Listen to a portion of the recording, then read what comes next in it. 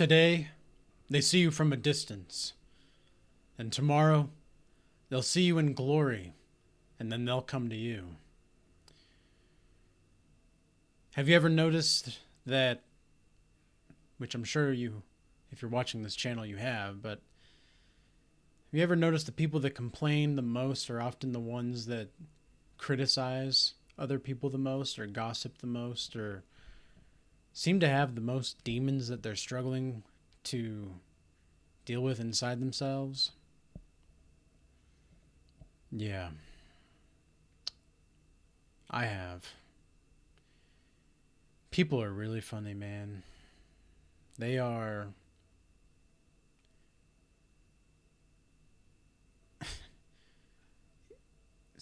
They're just powerless when it comes to seeing other people empowered sometimes. And sometimes when you feel empowered is when they feel powerless the most. And some people get off and feel powerful when they see you disempowered or dehumanized or demoralized.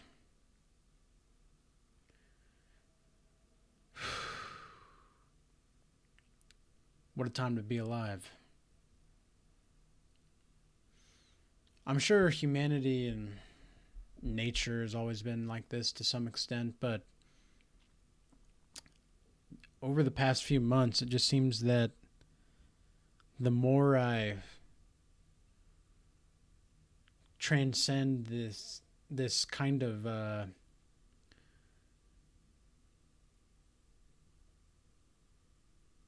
just disciplined mentality and really integrate it into my life, the more I'm seeing that my discipline is freeing me from bounds that I didn't know I had. We're always a work in progress, that's for sure.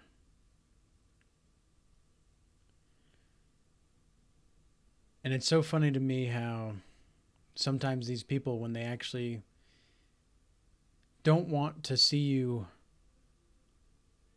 doing better than them, and then you are doing better than them, even though you're not trying to be better. Like it's not really a contest, really. Like the only contest that you should be having in this life is against yourself.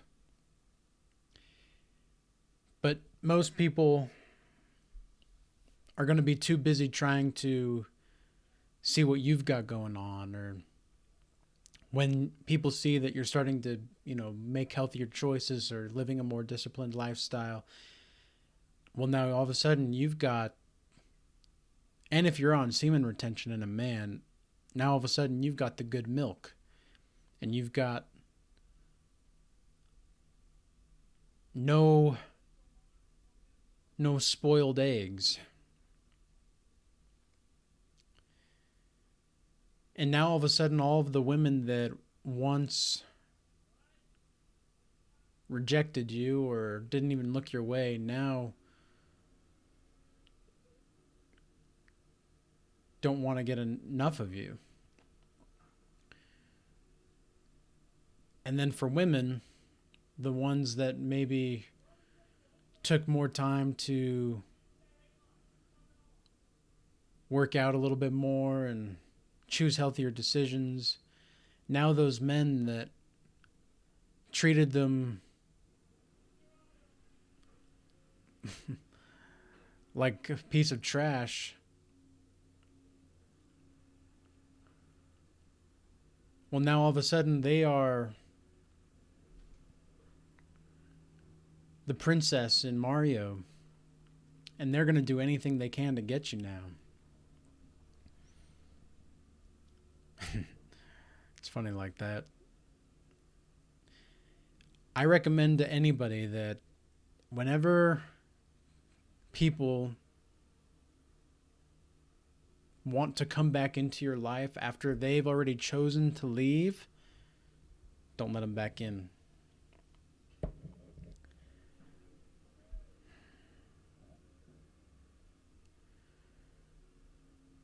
They want to see what you've got going on now.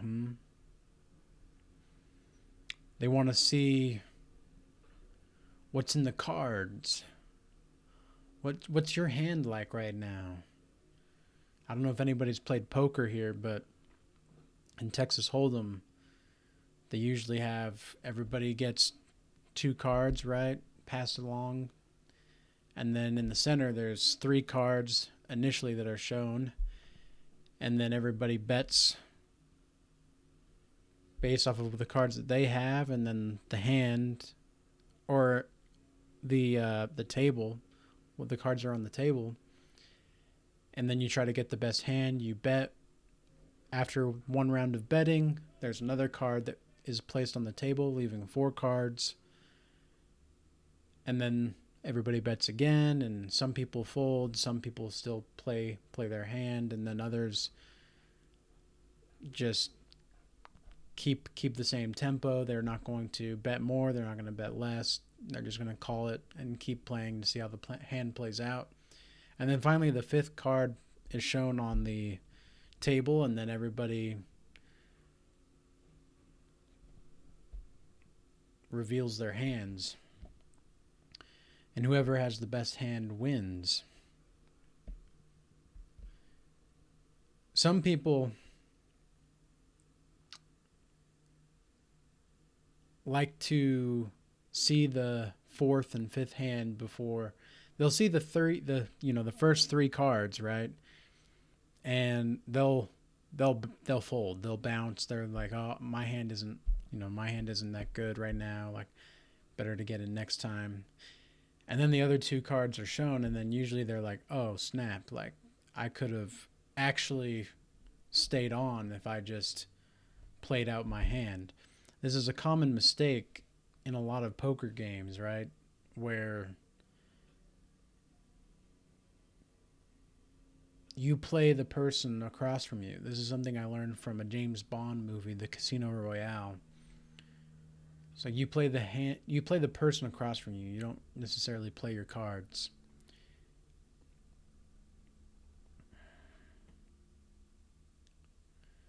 Now, of course, like, cards play a major factor in how you play your hand sometimes. But the point is, I'm not recommending anybody to gamble or anything like that. I'm just saying to stop playing games like Change a Man or Build a 304. It's not worth your time. And sometimes it's hard to tell the difference for people that are not fully healed. It's hard for them to know whether or not they're attracting a snake or whether they are actually getting something better in their life. The thing is that if you weren't gifted with a healthy family, that is going to transpire into all of your adult relationships. And I can say that as somebody that wasn't necessarily gifted with a very healthy mindset family. My family did a lot of things, and they did what they could to provide for me.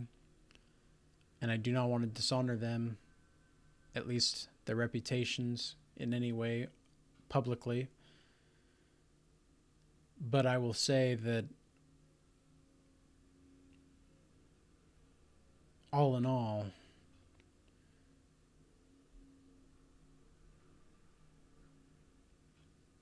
whenever I was growing up, I never tried to let lies influence my environment, because I knew that living in a lie was worse than living in the truth. Because sometimes in the most challenging conversations or situations, the only thing that you can do is to speak what you know is true. And that can be very difficult sometimes. And when you're not raised in a mentally healthy family, and you try to speak the truth, it's often not going to play out very well. It's not going to play out the way that you think that it might or should. And so for anybody watching this, keep that in mind going forward. To have those kinds of healthy relationships when you're older and an adult, given the background that you did, if you did have this kind of like not a healthy upbringing, you're going to have to put in twice or 3 times as much work inside yourself to really determine and to change your behaviors, whether that's codependency or enmeshment of some kind, or tyrannical behavior, or manipulation, emotional exploitation, all of these things. You may not even know you're doing it to yourself. And that's what I see a lot of these times in when I see these people that are now coming to me after yesterday. They only saw a reserved person. They didn't really know what I was really up to until my actions demonstrated what I've been doing and who I really am. And now they're coming to me, and I have mixed feelings about it, because these people that were once in your past that come back to you, some of them really do want to learn, and some of them really do want to still connect and grow with you. But then other times, these people, they're really just having demons that they're fighting inside themselves, and they want to see what they can get from you as far as information, and then just leave. It's how a lot of people are sometimes nowadays. And when you rattle demonic spirits in these people that you used to know, or that you're just meeting now, when you rattle demons in there, you best believe that people are going to be magnetic to you in one way or another. Something that I've realized recently out and about is that, and this is something I've been told by several different people in the past, is that I just don't know my own strength in my words sometimes. And in reflection of that, it's like most people that I meet that are highly spiritually developed, or that have a sense of spirituality, like honest, authentic spirituality to begin with, they've been them for so long, and you've been you for so long, that like you don't know anything else. You don't know what it's like to be stuck in the matrix buying all of these lies, because you're just living out the truth of your own life, and you're just living to true enough to who you are.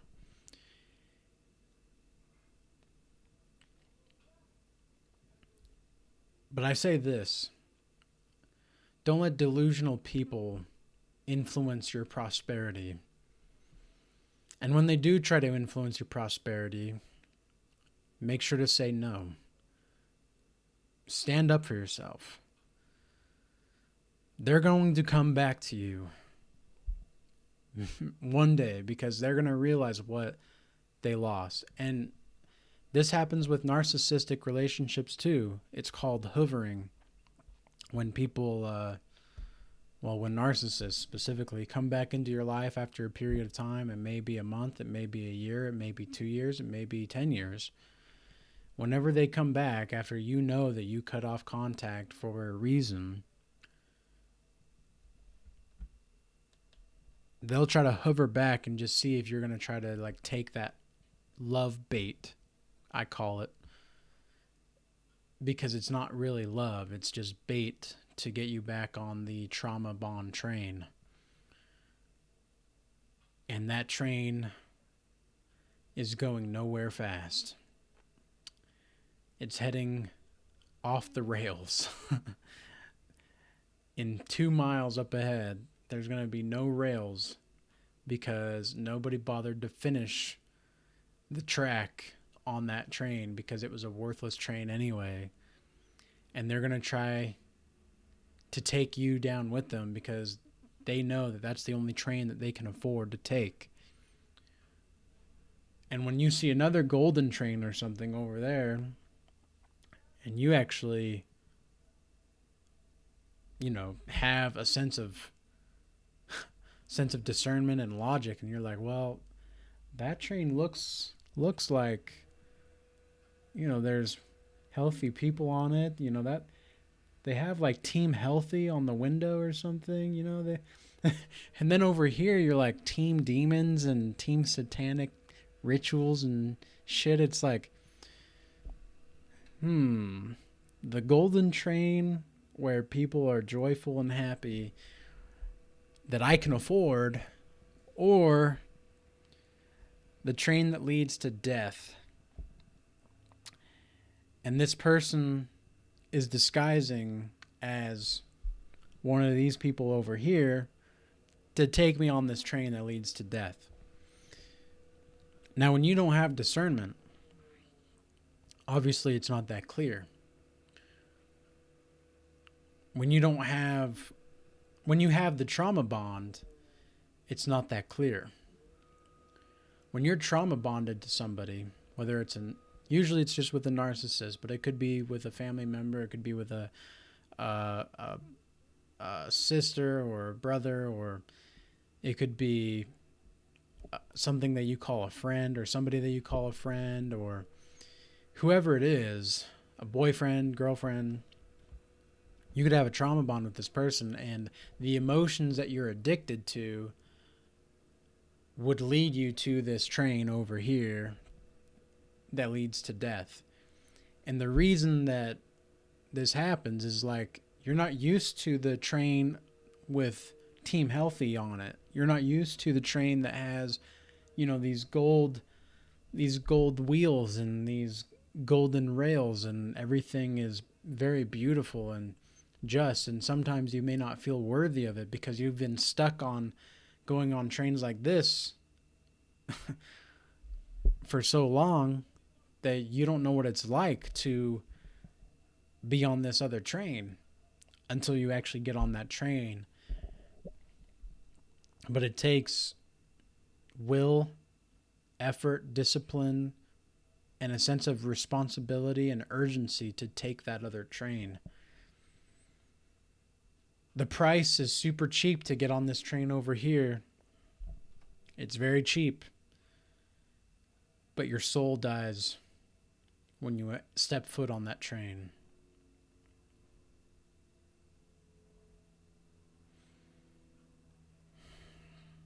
When you step foot on this train over here,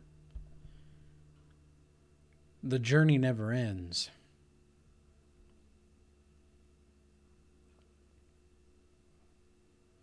And suddenly the people that are on these trains over here, they're looking at you at that distance and they're thinking, well, now I want to go on that train, but I don't want to pay the ticket. It's like, well, if you don't want to pay the ticket, you're not going to be able to take the train. What is the price of this ticket to get on this golden train?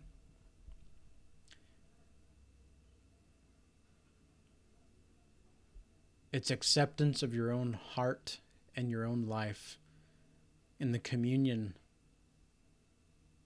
of the common life among those that you are surrounded by and living out this life with. Anything less, you might as well never even try to buy that other ticket for that golden train. Nietzsche has a saying that I really think a lot about often and very deeply. He says, even God has his hell. It's the love for mankind. That's in Thus Spoke Zarathustra, if anybody's interested. And I often think about this quote because it says it all.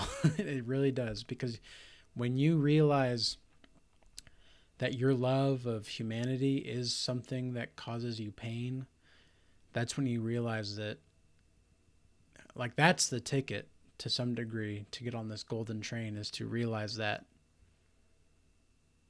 and to accept it for what it is, and to be graceful and grateful for the mercy and the forgiveness that can be placed upon your soul by you if you allow it.